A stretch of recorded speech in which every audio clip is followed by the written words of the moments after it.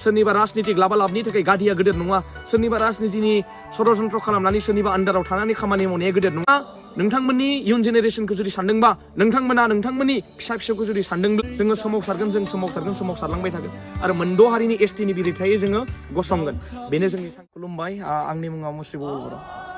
आङो बड'लेण्ड इउनिभारसिटिनि आं सासे फरायसा आं सासे बर' फरायसा आरो बेजोंनो लोगोसे आङो सासे ट्राइबेल फरायसा जि जोङो नुबाय थादों फरायसा मुभमेन्ट थामहिनबा ट्राइबेल स्टुडेन्ट इउनियना जि मोनसे संग्रामखौ जिहेतु लांबाय थादों बे संग्रामखौ रायजो राजा नोंथांमोनाबो नुदों माखासे जोंनि जि बिग्रायनायखौ माखासे सुबुंफोरा अनसायदों आरो माखासे सुबुंफोरा दान्थि बिदान्थिबो जोङो खालामनायखौ जोङो नुनो मोन्दों जोङो मोनथियो मोनथायनि थाखाय बिग्रायनायाव थामोन्थानि थाखाय बिग्रायनायाव रैखाथिनि थाखाय बिग्रायनायाव सोरबा बुंनाया थाखागोन सोरबा मोजां मोननाया थाखागोन सोरबा सोंखारिनाया थाखागोन सोरबा थुलुंगा होनाया थाखागोन दा बेखिनि बाथ्राखौ जोङो मोनथियो नाथाय जोंहा मोनसे बाथ्राखौ लानानैसो ओरैबायदि गोसो गोरबोआव जोंहा दुखु फरायसा हिसाबै जोङो ट्राइबेल फरायसा हिसाबै जोङो 22 नभेम्बरनिफ्राय जों बिग्रायनानै 22 नभेम्बर खालि जोङो बनजार रेलि जोङो खालामदों जों इउनिभार्सिटिनि दरखं मोखाङाव हरनि जोङो 11थानिफ्राय आरो बेजोंनो लोगोसे जोङो बनजार रेलि खालामखांनायनि उनाव जोङो 27 जोङो नभेम्बराव जोङो इउनिभार्सिटिनि गेटआव जोङो धरना लादों बे खालि जायफोर एग्जाम होनो गोनां दङमोन बिथांमोनाबो हारिनि थामोन्था आरो रैखाथि माखासे अलखदखौ साननानै बिथांमोनाबो एग्जाम होआलाखिनो धरनायाव जिरायनानै बे एग्जामखौ पस्टपन खालामनाय जादोंमोन बेनिफ्राय फैयै 29 नभेम्बर खालि जोंहा मोनसे पिस प्रटेस्ट मोनसे हाबाफारि जों लानाय जादोंमोन इउनिभार्सिटिनिफ्राय जोंहा थांनानै बिटिसि गेटसिम जोंहा 2 घन्टा जि धरना हाबाफारिखौ जों लादोंमोन नाथाय जिबायदि जानांगौमोन बेबायदि माखासे थासारिया जायासै आबेगजों माखासे जि बिटिसि सेक्रेटारियेटआव जि जाबाय बेखौ जोंबो दुखु मोननाय जोङो फोरमायदों मानो होननानै बुङोब्ला जोंबो फरायसा हिसाबै जोंहा साननाय दङ माखासे थामोन्थाय आरो रैखाथिनि थाखाय फरायसा हिसाबै इयुनखौ लानानै माखासे जोंहा गिनायबो दङ दा बिनि थाखायनो जोङो फरायसा हिसाबै बिग्रायनो थाखाय जोङो ओंखारबोदों बेयावलाय मानि थाखाय एसेबां गेदेर कुइसन जानांगौ बेयावलाय मानि थाखाय एसेबां गेदेर सोंथि जानांगौ एसेबां गेदेर मानो थाखाय दान्थि बिदान्थि जानांगौ सोरबा सोरखौबा दाय होनाय सोरबा सोरखौबा धमकि होनाय सोरबा सोरखौबा सोंखारिलायनाय मानोथो बेबायदि जानांगौ सोंथियाथ' मोनसेनो जानांगौ ना फैनायाथ' गाराङाथ' मोनसेयानो गारां फैनांगौ जोङो मोनथियो नोंथांमोनखौ आं खावलायहरखाबाय नोंथांमोनखौबो आं फोरमायहरखाबाय सासे बर' फरायसा जानानै ट्राइबेल माहारिनि सासे फरायसा जानानै दिनैनि समाव राजनितिखौ लानानै बर' हारिया गोदोबो खौसेथि गैयामोन दासिमबो खौसेथि गैया आरो इयुनावबो खौसेथि जागोन ना जाया बेयो जोंनि थाखाय गोबां गेदेर सन्देह आरो गोबां गेदेर बेयो सोंथि मानि थाखाय बिथांमोना खौसेथि जानो हाया मानि थाखाय बिथांमोना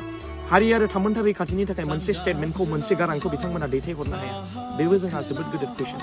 जोङो जोंनि सोमावसारनायनि गेजेरजों सोरबा सासे राजनिति दैदेनगिरिखौ जोङो थांखिनानै जोङो बुङाखै सोरबा जोङो राजनितिक दैदेनगिरिखौ जोङो हमनानै बुनो नागिराखै हमनानै सोंखारिनो नागिराखै हमनानै जोङो जि खैदां खैफोदसिम जोङो लांनो नागिराखै जोंनि सोंथिखौसो फरायसा हिसाबै जोङो सोंथिखौ खालामदों दाखालिबो सोंथि मोननो थाखायनो बिटिसि सेक्रेटारियेटआव जि बिटिसिनि चिफ हाग्रामा महिलारि सारखौबो वी वान हाग्रामा होननानै जोङो बुंदों सोरखौबा बुनो सोरखौबा सोंखारिनो बिदि बाथ्रा गैया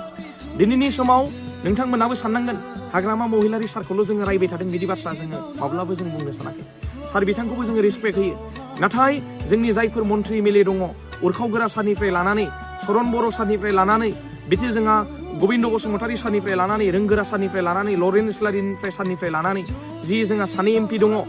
जि रोंगोरा नार्जारी जोंहा जयन्त सार बिथांमोन दङ दा बिथांमोनखौबो जोङो कुइसन खालामदों सोरबा सासे पार्टिकुलार राजनिति दैदेनगिरिखौ जोङो कुइसन खालामाखै बेयावनो जोङो थोंजोङै मोनथियो फरायसानि जि मुभमेन्ट फरायसानि जि संग्राम बे संग्रामा गोथार गोसोजों हारिनि थामोन्था आरो रैखाथिनि थाखाय बियो बिग्रायनाय बेयाव सोंथि जानो गोनां आरो पलिटिकेल षड्यन्त्र खालामनो गोनां बेयाव खोथायानो गैया राजनिति दैदेनगिरि बिथांमोनखौबो जों बुंदों नोंथांमोनाबो बे बिग्रायनायाव जड़ित जानानै हारि आरो थामोन्थानि थाखाय जुदि सानदोंब्ला नोंथांमोनाबो फै बेयाव ना सोरबा इउपिपिएल दङ सोरबा बिजेपि दङ ना सोरबा बिपिएफ दङ बेयाव जेबो गैया ट्राइबेल स्टुडेन्ट हिसाबै सोमावसारदों आरो सोमावसारलांबाय थागोन आरो सोमावसारनायखौ नोंथांमोनाबो नुदों बेयाव नोंसोर होननाय बाथ्राया बेयाव फैयाखै नोङो बिजेपि नोङो बिपिएफ नोङो इउपिपिएल होननाय बाथ्राया फैयाखै नोङो आबसु नोङो बिएसु नोङो बनसु होननाय फैयाखै बेयावहाय बेयो ट्राइबेल स्टुडेन्ट हिसाबै मोनसे गारांखौनो बोगासिनो बे गारां बोसेयावबो राजनिति दैदेनगिरिफोरा मानो कुइसन खालामबाय थादों राजनिति दैदेनगिरिफोरा मानो पलिटिकेल पारपस बेयाव खालामबाय थादों माखासे सुबुंफोरा मानो गलाम जानानै माखासे सोंखारिबाय थादों। माखासे जि ससियेल मिडिया इउज खालामगिरि बिथांमोना जि माखासे गावसोरनि लाबा लाबनि थाखाय मा मेन्टेलिटिजों बिथांमोना जोंखौ सोंखारिबाय थादों, मा मेन्टेलिटिजों बिथांमोना बुंगासिनो दङ। नोंथांमोना ओंखारबो, नोंथांमोनाबो सोमावसारनो थाखाय ओंखारबो। बर'नि जुदि थै दङबा, ट्राइबेल माहारिनि जुदि थै दङब्ला, ट्राइबेल माहारिनि जुदि फिसाबा, ट्राइबेल माहारिनि जुदि थै गोनां सासे जुदि फिसाब्ला बेबायदि बाथ्राखौ नोंथांमोना बुंनाय नङामोन, नोंथांमोना सोंखारिनाय नङामोन। नोंथांमोनखौ जों रिसपेक्ट होयो, नाथाय नोंथांमोना बेबायदि जोंखौ पलिटिकेल पार्पस, पलिटिकेल एलिगेसन लागायनानै दाग होनाय नागिरनायखौ जोङो माब्लाबो लुगैयाखै। आरो बेबायदि दाग, सोरबा सोंखारिनाय, सोरबा बुंनायखौ जोङो गिनानै सोरबा जिरायथ'नाय, सोरबा थाथ'नाय, बेबायदि सोंथिया जोंनि गेजेराव सिखांनानै फैयाखै। मानो होननानै बुङोबा बे लाइमोना, आंबो सासे लाइमोन, दिनैनि लाइमोना 2025नि लाइमोन, बियो जांख्रिखांनाय मोनसे लाइमोन, इयुन जेनेरेसननि बियो मोनसे लाइमोन। बे लाइमोनखौ सोरबा सासे मानसिया गावनि लाबा लाबनि थाखाय, गावनि साथ्रनि थाखाय, गावनि थाखा फैसानि थाखाय, गावनि गादिनि थाखाय सोरबा जुदि सोंखारियोबा, सोरबा जुदि थुमखि दुमखा होनानै जुदि लाखिनो नागिरदोंब्ला, सोरबा जुदि षड्यन्त्र खालामनानै जुदि गाथेनानै दोननो नागिरदोंब्ला, नासयनानै जुदि दोननो नागिरदोंब्ला, बेयाव जोङो लाइमोननि भइस हिसाबै, लाइमोननि जि गारांजों जोङो बोगोन, नङा होमबा? बेयाव लाइमोनखौ रावबो लाबथानो हानाय बेयाव गोहो रावबो उजियाखै। आं थोंजों खोथाखौ आं बुंबाय। बेयाव जोङो गिनायबो गैया, सोरबा षड्यन्त्रखौ जोंहा माबा मोनसे बाथ्रा बुंनायजों जोङो थाथ'नायनि बाथ्राखौबो जों जेब्लाबो जों सानाखै। आं बुंगोन, आं खावलायगोन, दिनैनि समाव बर' हारिया खौसेथि जानायनि मोनसे लामायावसो थांनांसिगोन। ट्राइबेल माहारिया खौसेथिनि लामाजोंसो आवगायनो थाखाय जोङो आवगायलांनांगोन। दिनै हारिनि गेजेराव राजनितिखौ लानानै दाङाबाजि, सोरबा सुबुंखौ लानानै दाङाबाजि, दा बेफोरबायदि सानस्रिया जोंनि गेजेराव सिखांनाङा। जोंनि गेजेराव मोनसे सानस्रि आरो सानखांथियाल' फैनांगौ, जि मोनद' हारिनो जुदि एसटि होयोब्ला हारिया मा अलखदसिम थांगोन, जातिया, हारिया जोंनि मा मोनसे खैदां खैफोदसिम थांगोन। गोसोम जोमैया साग्लोबनो बारा सम नांला। बेबायदि जुदि गावजों गावनो जुदि नासयलायबाय थायोब्ला, गावजों गाव जुदि गादबलायबाय जुदि थायोब्ला, बेखिनि बाथ्राखौसो आं नोंथांमोननो आं फोरमायदों।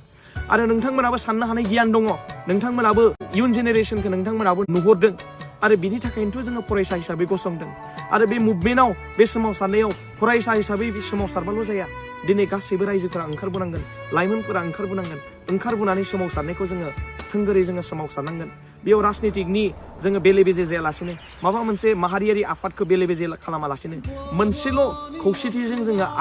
आगान सुरनानै, आगाननै होनानै, आगानथाम होनानै, आगानब्रै होनानै जोङो बयबो जोङो आगानखौ जोङो आवगायलांनांगोन। आरो बे आगानजोंनो स्टेटआव जोङो, स्टेट गभर्नमेन्टसिम जोङो मोनसे भइस हरनांगोन। आरो बे आगाननि भइसजोंनो जोङो, रावजोंनो, गारांजोंनो जोङो सेन्ट्रेल गभर्नमेन्टसिम जोङो भइस हरनांगोन। भइसआ बेनो, 6था जनजातिनो एसटि होनायखौ माब्लाबो जों मानिनानै जों लानो हाया। आरो थाखानाय जि एसटिया जुदि माबा मोनसे जुदि खहा जानो नागिरदोंब्ला, माबा मोनसे जुदि खैदां खैफोदाव जुदि थांनो नागिरदोंब्ला, बेयाव जोङो माब्लाबो जोङो उन फासयनानै जोङो थानो हानाय नङा। आरो जोङो जिरायनानै जोङो थानो हानाय नङा होननानै बेखिनि बाथ्राखौ जोङो फोरमायना हरनांगोन। आरो बयबो मिन्थिखायो, बिथांमोना जि जोंनि खौसेथि गैयिनि जाहोनावनो जों गावजों गाव नांलायनाय, गावजों गाव जि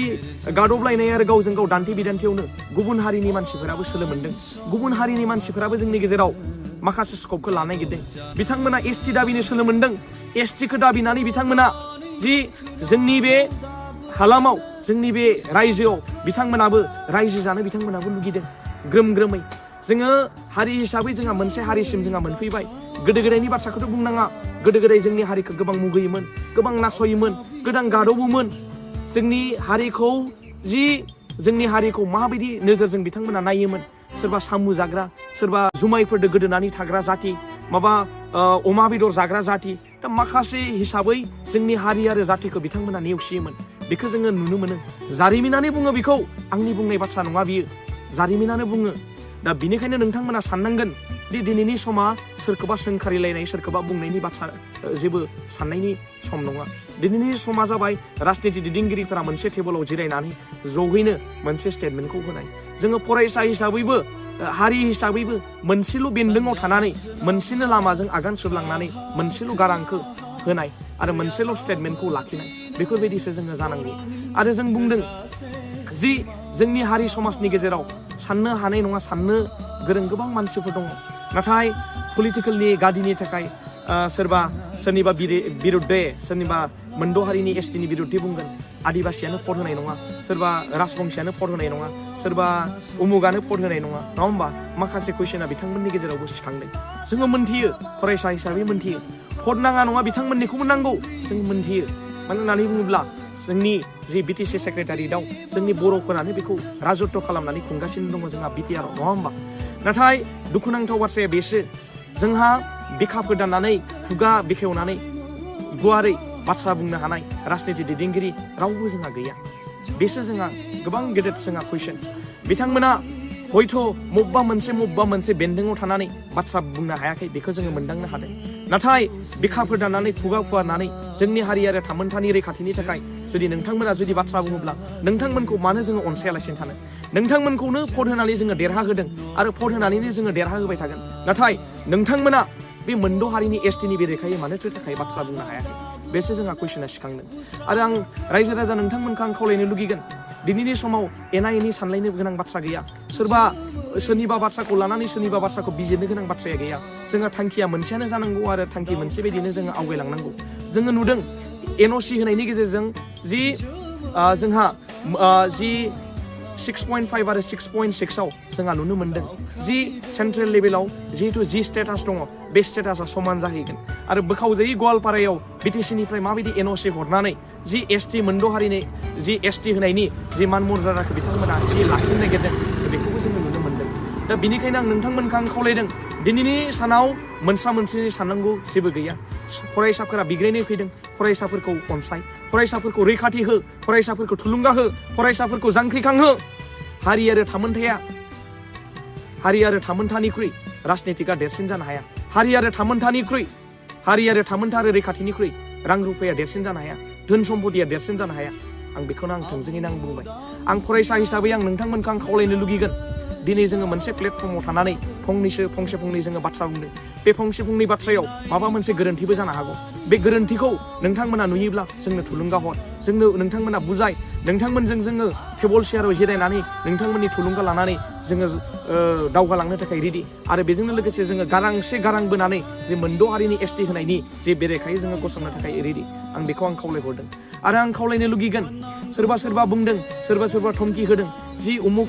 फरायसाया उमुक बाथ्रा बुंदों उमुक फरायसाया उमुक बाथ्रा बुंदों उमुक लाइमोना उमुक बाथ्रा बुंदों बिथांमोनखौ दबथायना दोननांगौ बिथांमोनखौ जि लाखिना दोननांगौ बिथांमोनखौ धमकि धमका होनांगोन नाय दिनैनि सानाव धमकि धमका होनाय आरो सोरखौबा सोंखारिनायनि सम नङा आं नोंथांमोनखौ आं बुंदों फेसबुकाव गाज्रि पस्ट लिरनायनि बाथ्रा नङा दिनैनि समाव खौसेथियै आगान सुरलांनायनि बाथ्रा खौसेथियै आगान सुरनानै हारि आरो थामोनथाइखौ रैखा खालामनायनिसो मोनसे सम फैबाय हारिया दिनैबो थागोन गाबोनबो थागोन जुग संसार जालांगोन आरो बे संसार जानायाव नोंनिबो फिसाया जालांगोन आंनिबो फिसाया जालांगोन गासैनिबो फिसाया जालांगोन मानो थाखाय नोंथांमोना सोमावसारनाय आरो थार बाथ्रा बुंनायाव मानो थाखाय नोंथांमोना खुगा बेखेवालासे षड़यन्त्र खालामनानै जोंखौ फाव फान्दायनो नागिरदों नोंथांमोना बेनिफ्राय गोजानाव था आं नोंथांमोनखौ आं खावलायनो लुगैदों जोंखौ बिग्रायनायखौ नोंथांमोना अनसायनोसो नांगौ जोंखो थुलुंगासो होनांगौ जोंनो जेबो नाङा नोंथांमोननिफ्राय जोंनो थुलुंगा हो जोंनो बिग्रायनो थाखाय जोंनो मोन्थायखौ हो नोंथांमोना मानो गादबनानै दोननो नागिरदों नोंथांमोना जोंखौ षड़यन्त्र खालामनानै मानोथो नोंथांमोना फाव फान्दायगासिनो दङ जोङो नोंथांमोनखौ आं खावलायगोन नोंथांमोननि इयुन जेनेरेसनखौ जुदि सानदोंबा नोंथांमोननि फिसा फिसौखौ जुदि सानदोंब्ला नोंथांमोननि फिसा फिसौखौ जुदि सानदोंब्ला हारि आरो माहारिनि थाखाय जुदि सानदोंब्ला थाखा फैसाया गेदेर नङा सोरनिबा राजनितिक लाबनि थाखाय गादिया गेदेर नङा सोरनिबा राजनितिनि षड़यन्त्र खालामनानै सोरनिबा आन्दाराव थानानै खामानि मावनाया गेदेर नङा हारिनि जि नोंथांनि धोन सम्पतिया गेदेर नङा जाति आरो हारिनि थाखाय दिनै जुदि जोंनि मान मर्यादाया रैखाथिया जुदि थायोब्ला बिनिख्रुइ बांसिन सोरजिनानै लानो हागोन जोङो बांसिन जोङो खामायनानै लानो हागोन बेखौलाय मानोथो सानाखै नोंथांमोना आं नोंथांमोनखौ आं खावलायनो लुगैगोन जि फरायसाफोरा गसंदों फरायसाफोरा बिग्रायनो थाखाय थियारि जानानै दङ नोंथांमोना सापर्ट खालाम जोङो बिग्रायगोन जोङो सोमावसारलांबाय थागोन आरो मोनद' हारिनि एसटिनि बिरेखायै जोङो गसंगोन बेनो जोंनि थांखि आरो थांखिया जेब्लासिम थाबाय थागोन गोजोन्थों